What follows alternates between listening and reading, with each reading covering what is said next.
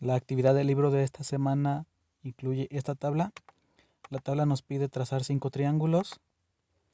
La tabla nos pide medir el ángulo alfa. Este símbolo que se parece a la letra A es una letra griega que se llama alfa y en matemáticas lo usamos para identificar ángulos. Lo primero que hago es marcar los ángulos con los que voy a trabajar. Enseguida les pongo un símbolo, en este caso les puse alfa. Voy a medirlos. El primer triángulo con el que estoy trabajando tiene el ángulo alfa igual a 30 grados, lo anoto en el dibujo y lo anoto en la tabla. Enseguida voy a medir el cateto opuesto. El ángulo con el que estoy trabajando está en la parte de arriba y lo opuesto de arriba es abajo, entonces el cateto opuesto es la línea de abajo.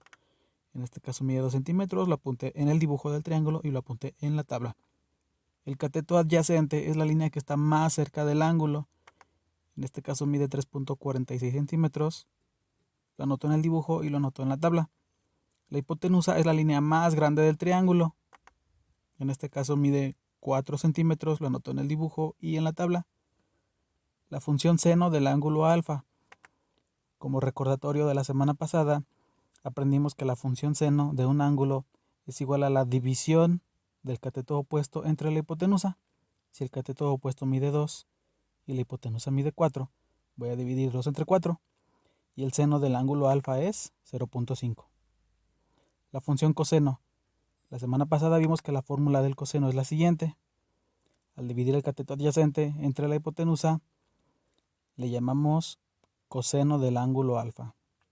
Voy a dividir el cateto adyacente, que mide 3.46, entre la hipotenusa que mide 4. El coseno del ángulo alfa es 0.86. Y así lo voy a hacer con los demás triángulos.